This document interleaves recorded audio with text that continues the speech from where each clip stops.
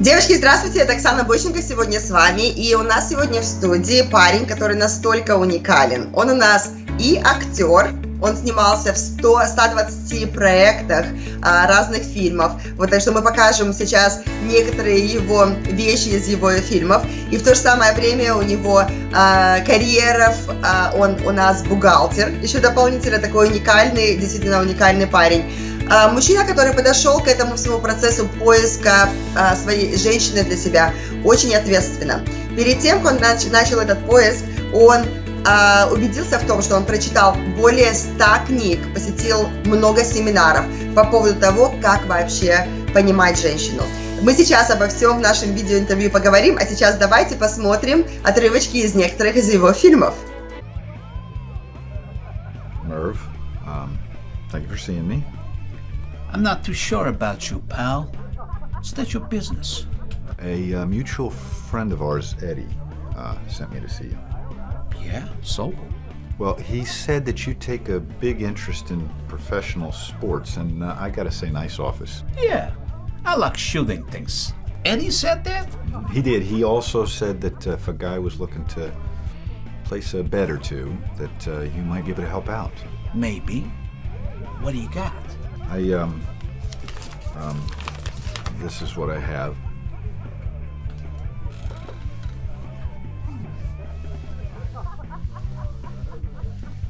I gotta be honest with you, Merv. I've never done anything like this before. I can see that. I might be able to accommodate you, you know, for friendship's sake. It's a friendship.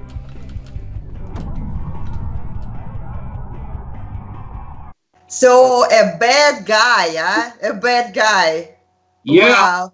Yeah, only in films though, you know. But naturally, you know, I'm a pretty gentle soul, you know. In my real life, I mean, I'm a good guy, you know. Yes. That's like my alter ego, you know, that I can bring to life, you know, in films and stuff. So, you know. Yes.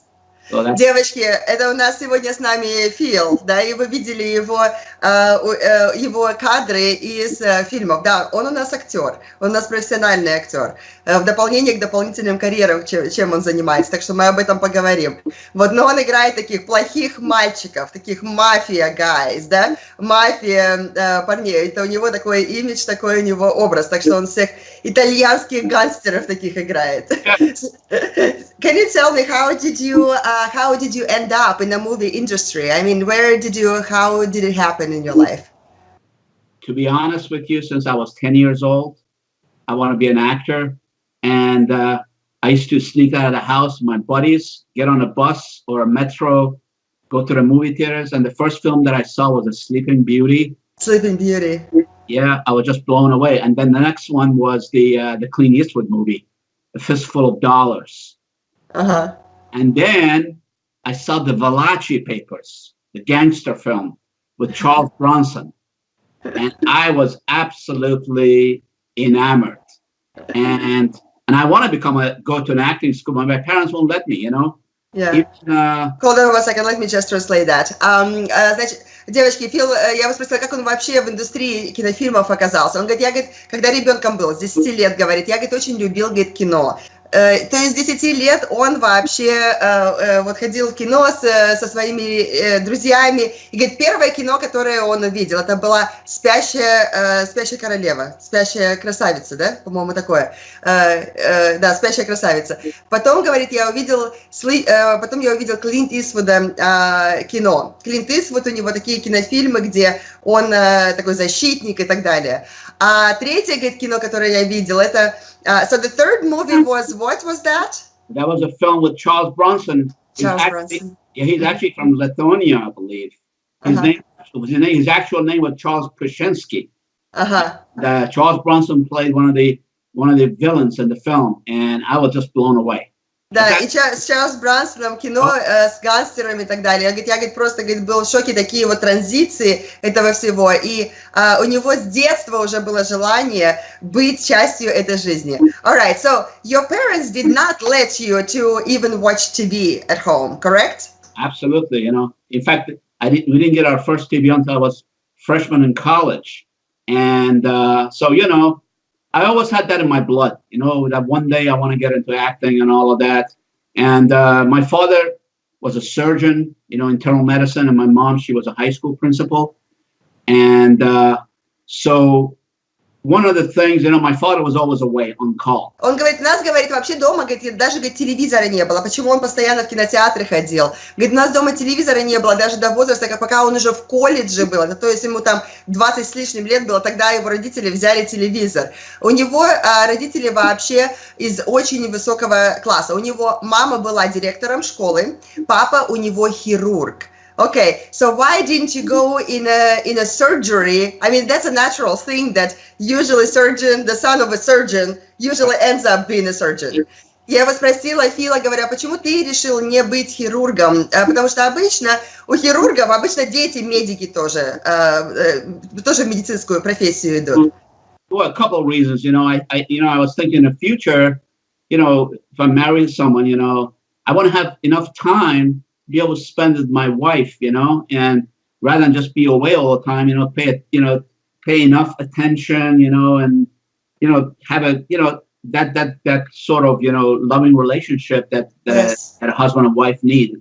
But being a doctor, you're always going to be away, so that's going to cut into that. So that's the reason why. And Фил сказал, говорит, ты знаешь, говорит, я, говорит, видел жизнь моего отца, говорит, врачи, особенно там любые врачи, они постоянно заняты, они постоянно на звонках, они постоянно, то есть что-то произошло, они должны быть в госпитале, вот, и, говорит, у меня, говорит, отец, говорит, он даже время с семьей не мог нормально провести. Я, говорит, видел эту жизнь, и я понял, что это вообще это не для меня. Я действительно хочу провести время со своей семьей. Okay, so you wanted to spend more time together with the family, right? That's why. Oh, Okay. absolutely. And I was actually I was very good with numbers. And in fact, when I was in high school, in my senior year, I took some calculus classes. That was like I would get college credit. So I started as a pre-engineering student, but then Engineering, okay. the first 2 years. But then I decided, you know what, I need to be more practical. So that's why I decided to get a degree in accounting, and then I immediately applied to the master's program, MBA program, and I got my accounting degree. And one thing that I want to share with you is that during the 6 years that I went to school, I used to work summertime, 4 months, 16-hour days, 7 days a week, you know, to save for my tuition, so I don't have to raise my hand in front of my parents or even get. Yeah.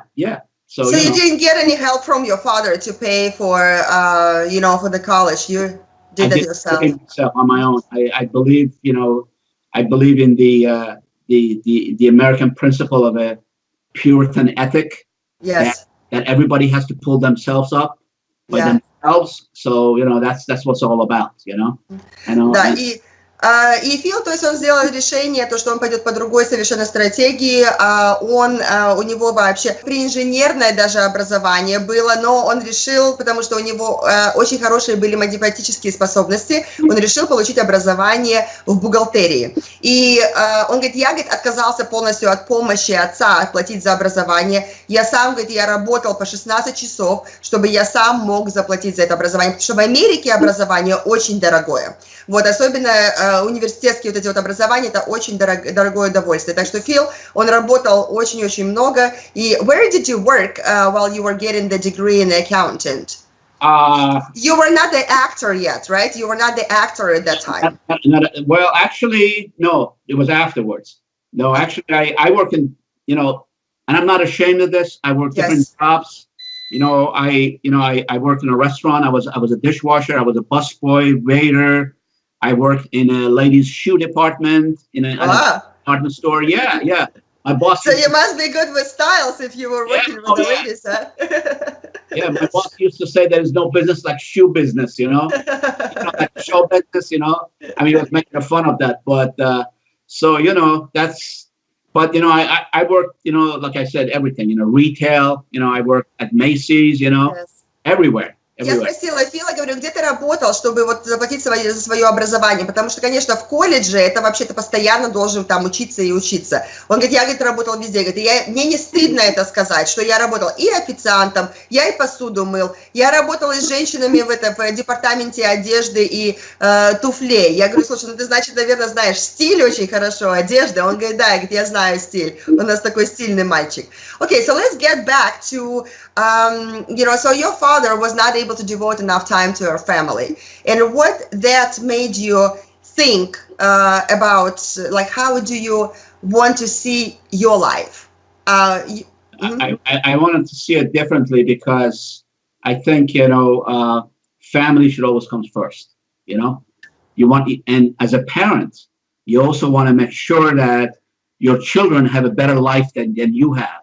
So you have to make sure that they get good education, they have good environment where they're raised, yes, and also interact with the right kind of people too, because you also have to be careful who your kids interact with. So, you know, all of those things are important. So, Я Фила спросила, говорю, хорошо, но ты видел свою жизнь, своего отца и своей семьи, то, что он не мог давать достаточно внимания семье. И какие выводы тебя заставило это сделать? Он говорит, я, говорит, сделал выводы, то, что я даю время, я хочу дать время своей семье, своей женщине, своим детям. Потому что я хочу создать жизнь для своих детей, для своей женщины лучше, чем я имел. Вот чтобы у них действительно было достаточно времени с семьей провести и так далее. Okay, so let's go back to, you said something really interesting when I spoke with you before, that you actually came to this whole process of meeting the right woman you wanted to be sure that you really understand the woman and that you really understand the type of, you know, pain that we go through, the emotional attachment, like all of those things. Я спросила Фила, потому что мы когда с ним разговаривали раньше, то есть он сказал, говорит, я к этому всему процессу поиска правильной женщины для себя подхожу, это очень ответственно.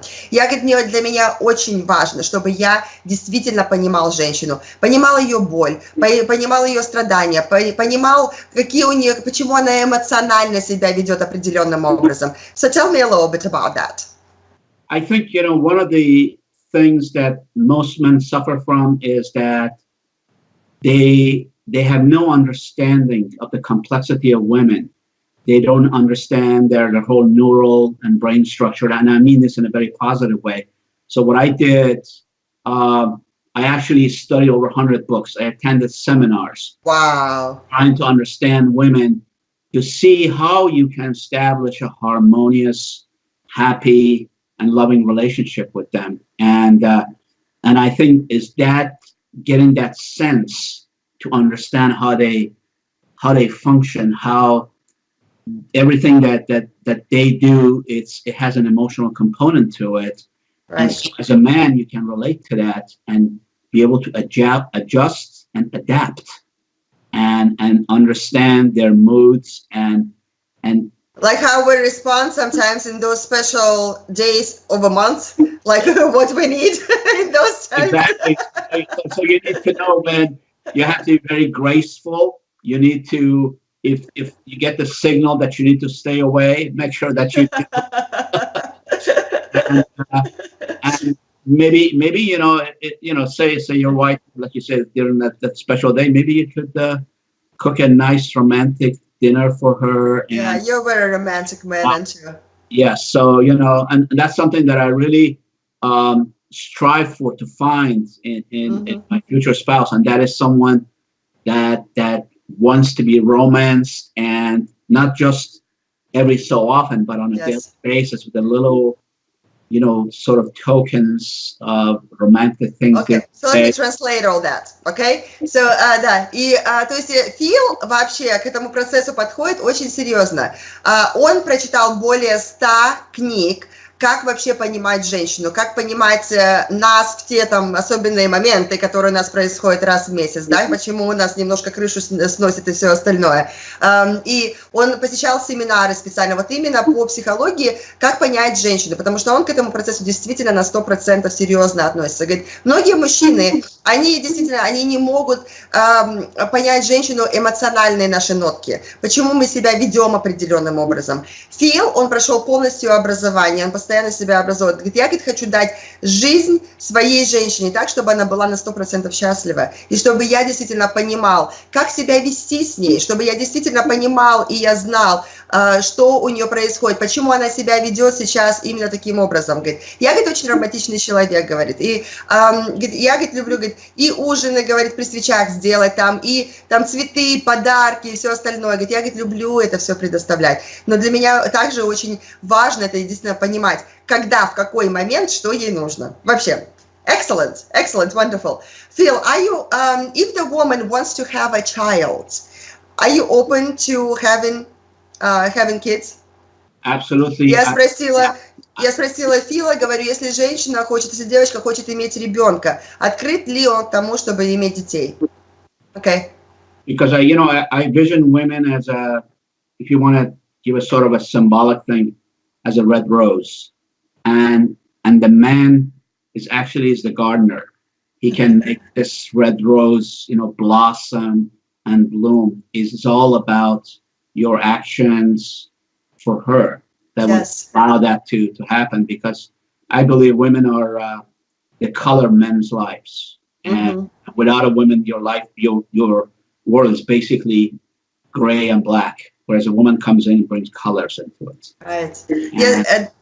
Я спросила Фила, открыт ли он к тому, чтобы иметь детей. Он говорит, однозначно, я открыт к тому, чтобы, если девочка хочет ребенка, то без проблем я открыт к тому, чтобы стать папой. И говорит, я, говорит, вообще к женщине отношусь, говорит, женщина, говорит, это роза. А мужчина – это садовник, который должен ее поливать, который должен ей давать еду. И, то есть он должен, чтобы эта роза раскрылась, нужно в нее вложить, нужно в нее инвестировать. Говорит, и это является работа мужчины, как садовника, чтобы эту розу открыть свою женщину. If that brings happiness and joy into her life, it makes her more complete, whether it's about a child, whether she wants to improve herself professionally, career-wise, something that she didn't have an opportunity before. I will support her 100%, whether she's a businesswoman and she wants me to help her with the business. I can get engaged with that.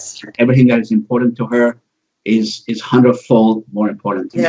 Да, он сказал, говорит, желание женщины для меня это самое главное. Поэтому, если она хочет ребенка, без проблем. Если она хочет заниматься карьерой, без проблем. Он ее полностью поддержит, он ее поддержит во всем совершенно, и финансово, и ментально. Если она хочет быть домохозяйкой, без проблем. То есть любые желания, самое главное, чтобы это действительно была полностью химия и правильный connection. А он свою женщину поддержит совершенно во всем, потому что он вас поддержит в любых ваших желаниях. Okay, let's talk about, so you've been married before, and you actually do have a son, right? Yes, I have a son. He's going to be 21 in May of this year. Yeah, he's a third-year engineering student in Colorado. Yeah, my mom had a group of friends, that they hang out together, and so one of the ladies had a daughter, and so basically my situation with my marriage. How old were you when you got married? I was 36, and my ex-wife, she was 26. And so this was a pre-arranged marriage, and the way your mom felt it was a time for you to become a husband and a father. Exactly, because saying you getting too old, you need to settle down and so forth. And of course, because you're a woman pleaser, you followed the mom's advice, and so you got married. I did. Probably you can probably understand that a little better. A lot of times it happens after a child is born. There is that affection and love, it sort of goes away. And as I explained, this was a pre-arranged marriage, and out of respect for my mother. But to be perfectly honest, I don't think there was any loving relationship with us. And I think that you just did what you had to do, pretty much, right? I did. And I want to make sure that my son's environment didn't change. So, I basically decided that I really want to find some happiness and love with a person that I'm going to be in love with, and so that's why I decided, to have a divorce and, to move on, because I didn't want to live like that for the rest of my life. But you decided to leave everything behind. You decided to leave everything to your wife, to your son, and start your life all over again, basically. Because money is just, money is such a thing that you can accumulate that very easily. Again. No, because I gave up everything, and to work because I didn't want my son's environment to change. Right. Значит, у нас Филу было 36 лет, и он не был женат, в его семье это было очень странно, поэтому мама его постоянно жениться, дети и так далее. Короче говоря, она ему нашла девочку, которая, ему было 36, ей было 26, и у них был такой брак, они договорились, надо жениться. Окей. Родился ребенок в семье, вот у Фила есть сын, но здесь не было никогда любви, поэтому он просто держался, он сделал решение, что он будет хорошим отцом, что он будет хорошим мужем. Он действительно не испытал, что такое любовь в своей жизни, поэтому со временем, конечно, когда нет чувств, есть, конечно, решение поддерживать семью, и он это все делал, и финансово поддерживал, но не было действительно чувств. Поэтому решение было сделано, что лучше все-таки в разные стороны разойтись. Поэтому Фил, он действительно, он хочет найти любовь, он хочет найти настоящую любовь. Он решил оставить все той семье, он решил оставить и дом, и деньги, все. То есть у него сын сейчас хорошее образование инженерское получает, но Фил, он решил все там оставить и сейчас начал свою жизнь опять, то есть у него хорошая карьера, он хорошие деньги зарабатывает, у него все там нормально. Но тот поступок, именно отца и мужа, это, конечно, я думаю, то, что вы сделали решение, какого плана человек он вообще является. Let's talk about your acting career, because we're trying to connect the dots a little bit here, right? То есть, you started your acting career, how old were you? You were like in your 40s, right? Yeah, I was 48 years old. 48, wow. 48. Yeah, and the way this happened was my boss used to be an actor, so he had a film premiere I went into one night, and so there was a discussion. I said, hey, Tom, I think I can do that too. And then he came back to me and says, Phil, you're too old. You can't be an actor. So that really motivated me. I immediately started taking acting classes. I went to acting coaches. And tell me something I cannot do, I will prove you that I can. You're right, yeah. And this was like in June of 2000 when I saw that film for the first time. So I made 3 films that year. And since 2000 up to 2015, I've been over 120 films. Yeah. So, значит, я его спросила по поводу его карьеры актера. Okay? И потому что у него карьера актера, она началась, когда ему было 48 лет. То есть он до этого времени не брал никаких уроков актерского мастерства, ничего. То есть 48 лет у него друг и его, они вместе работают. Он был в актерской там школе или что-то такое. И он говорит, и Фил говорит, а я тоже актером хочу быть. Он говорит, тебе 48 лет, у тебя никаких шансов нет. Он говорит, и он доказал. Значит, 48 лет он начал только свою актерскую карьеру. В тот год он уже сделал 3 фильма. Сейчас, на данный момент, Фил уже участвовал в 120 проектах и фильмах. So you have a stable career, which is your accounting career, but at the same time, you're being invited to, being an actor in all the different films as well. Да. То есть у Фила, у него, он парень номеров, да, он у нас бухгалтер, он работает в очень солидной компании, но в то же самое время он еще и актер. То есть актерство это у него, да, это приносит ему и доход, и в то же самое время это хобби. То есть вы видели, в каких он фильмах снимался, в каких ролях, разумеется, у него такой экстравагантный имидж. So we have a celebrity here then, huh, Phil? Kind of. I hope, when we meet with you at our dating party, you're going to be there. I want the autograph from you. Is that okay? You got it. I'll frame it and put it in my office. That's very gracious of you. Я Фила спросила, говорю, ты будешь у нас же принимать участие в нашем ивенте, который будет в Лос-Анджелесе в апреле. Говорю, я хочу от тебя автограф. Говорю, и помещу его в рамочку и себя в офисе повешу. Так что у нас здесь вот такая вот и знаменитость, и актер, и мужчина, на которого действительно можно понадеяться, мужчина, который понимает вас, мужчина, который понимает женщину, a man who really understands a woman. And so here you are. All right, Phil. Listen, you know what? It is such a pleasure. Thank you so much for sharing all of the details about yourself. Do you have a couple of words that you would want to say to that woman who may be, who may be looking at you right now? Я спросила Фила, говорю, у тебя есть пару слов, которые ты хотел бы сказать вот той девушке, сейчас вы на него смотрите, пару слов от него. Yes, I would like to tell her that you will not just be my partner or a spouse, you be the center of my universe. Фил сказал, говорит, ты не будешь, говорит, моим просто партнером или моей женой. Ты будешь центром моей Вселенной. Красивые слова. Beautiful words, Phil. Thank you so much. Thank you. I can't wait to meet with you in person in just a couple of weeks down in Los Angeles already, huh? Yeah, I mean, I've been thinking about it every second of every day, believe me. Да. Вот такой вот у нас Фил. Окей, значит, какая информация по поводу него? Внизу этого видео у вас есть контактные детали, мои контактные детали, поэтому свяжитесь с моей ассистенткой Юлией Еленой. Контактная информация внизу этого видео.